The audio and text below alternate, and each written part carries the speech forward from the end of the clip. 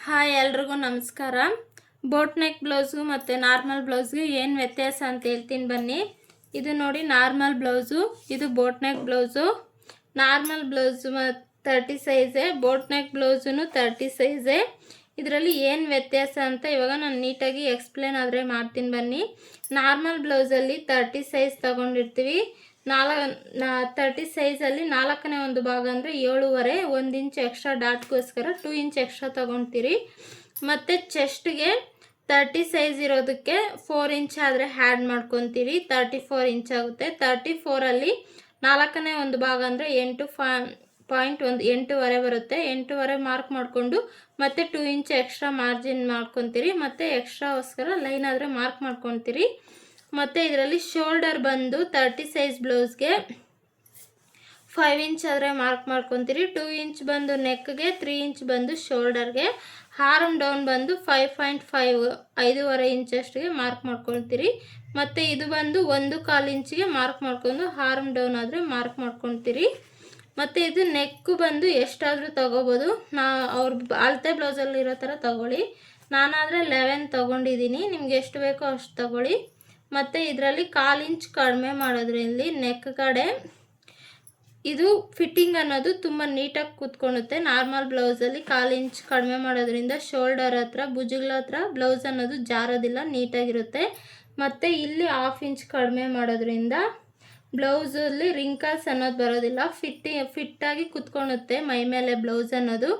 ಇದು ಬಂದು normal blouse. Boat neck blouse ಯಾವ ರೀತಿ ಮಾರ್ಕ್ ಮಾಡಿ ಕಟ್ ಮಾಡಬೇಕು ಅಂತ ಹೇಳ್ತೀನಿ ಬನ್ನಿ. ಬೋಟ್ ನೆಕ್ ಬ್ಲೌಸ್ ಬಂದು 30 ಸೈಜೇ, 30 ಸೈಜು. ಇದರಲ್ಲಿ 7.5 ಇಟ್ಕೊತೀರಿ, 1 ಇಂಚ್ ಆದರೆ ಎಕ್ಸ್ಟ್ರಾ ಇಟ್ಕೊತೀರಿ ಡಾಟ್ಗೋಸ್ಕರ, 2 ಇಂಚ್ ಎಕ್ಸ್ಟ್ರಾ ಆದರೆ ಮಾರ್ಜಿನ್ಗಾದರೆ ಇಟ್ಕೊತೀರಿ ಎಕ್ಸ್ಟ್ರಾ ಖರ್ಚಿಗೋಸ್ಕರ. ಮತ್ತು ಇದು ಕಂಪಲ್ಸರಿ ಅವ್ರದ್ದು ಶೋಲ್ಡರ್ ಮೆಜರ್ಮೆಂಟ್ ಅನ್ನೋದು ತಗೋಬೇಕು. ಶೋಲ್ಡರ್ ಮೆಜರ್ಮೆಂಟ್ ಎಷ್ಟಿದೆ ನೋಡ್ಕೋಬೇಕು. ನಾರ್ಮಲ್ ಬ್ಲೌಸಲ್ಲಾದರೆ 30 ಸೈಜ್ಗೆ 5 ಇಂಚ್ ಆದರೆ ತೊಗೊತೀರಿ. ಬಟ್ ಬೋಟ್ ನೆಕ್ ಬ್ಲೌಸಲ್ಲಾದರೆ ಶೋಲ್ಡರ್ ಮೆಜರ್ಮೆಂಟ್ ಅಂತೂ ಕಂಪಲ್ಸರಿ ತಗೋಬೇಕಾಗುತ್ತೆ. ಅವ್ರ ಫುಲ್ ಶೋಲ್ಡರ್ ಎಷ್ಟಿದೆ ನೋಡಿಕೊಂಡು ಅದರಲ್ಲಿ ಹಾಫ್ ಇಟ್ಕೊಳ್ಳಿ. ಇವ್ರ ಫುಲ್ ಶೋಲ್ಡರ್ ಬಂದು 14 ಇದೆ, ಅದರಲ್ಲಿ ಹಾಫು 7 ಇಟ್ಕೋಬೇಕು. 7ಅಲ್ಲಿ 3 ಇಂಚ್ ಆದರೆ ಶೋಲ್ಡರ್ಗಾದರೆ ಇಡ್ತಾಯಿದ್ದೀನಿ, ಯಾಕಂದರೆ ಶೋಲ್ಡರ್ ಚಿಕ್ಕದಾಗಿರಬೇಕು. ಬೋಟ್ ನೆಕ್ಕಲ್ಲಿ ನೆಕ್ ಅನ್ನೋದು ವಿಡ್ತ್ ಅನ್ನೋದು ಅಗಲ ಅನ್ನೋದು ಜಾಸ್ತಿ ಇರಬೇಕು.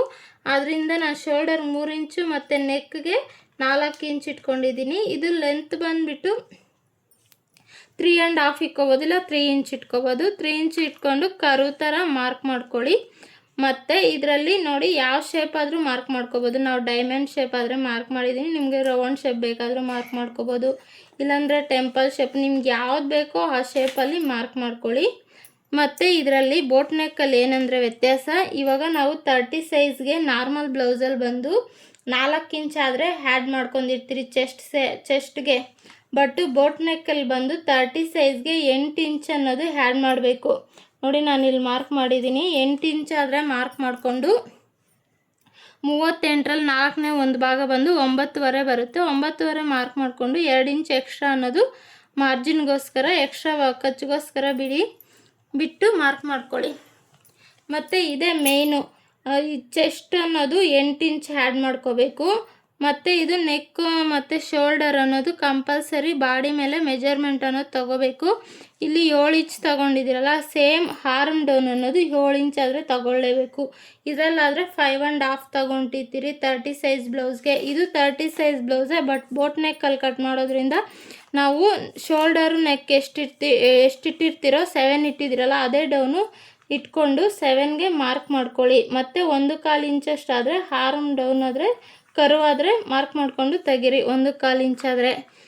ಮತ್ತು ಇಲ್ಲಿ 1/2 ಇಂಚ್ ಅನ್ನೋದು ಕಡಿಮೆ ಮಾಡಿ, ರಿಂಕಲ್ಸ್ ಅನ್ನೋದು ಬರೋದಿಲ್ಲ, ಬ್ಲೌಸ್ ಕರೆಕ್ಟಾಗಿ ಕೂತ್ಕೊಳ್ಳುತ್ತೆ. ಮತ್ತು ಇಲ್ಲಿ ನಾರ್ಮಲ್ ಬ್ಲೌಸ್ಗೆ ಈ ಕಡೆ ನೆಕ್ ಹತ್ರ 1/4 ಇಂಚ್ ಕಟ್ ಮಾಡ್ತೀರಿ. ಬಟ್ ಇಲ್ಲಿ ಬೋಟ್ ನೆಕ್ಕಲ್ಲಾದರೆ 1/2 ಇಂಚು ಶೋಲ್ಡರ್ ಸೈಡ್ ಆದರೆ ಕಟ್ ಮಾಡಬೇಕು, ಯಾಕಂದರೆ ಭುಜಗಳ ಹತ್ರ ಸ್ವಲ್ಪ ಜಾರ್ದಂಗೆ ಇರುತ್ತೆ. ಬೋಟ್ ನೆಕ್ ಆಗಿರೋದ್ರಿಂದ ನಾವಿಲ್ಲಿ 1/2 ಇಂಚ್ ಆದರೆ ಕಂಪಲ್ಸರಿ ಕಟ್ ಮಾಡಿಕೊಂಡು ಮಾರ್ಕ್ ಮಾಡ್ಕೋಬೇಕು.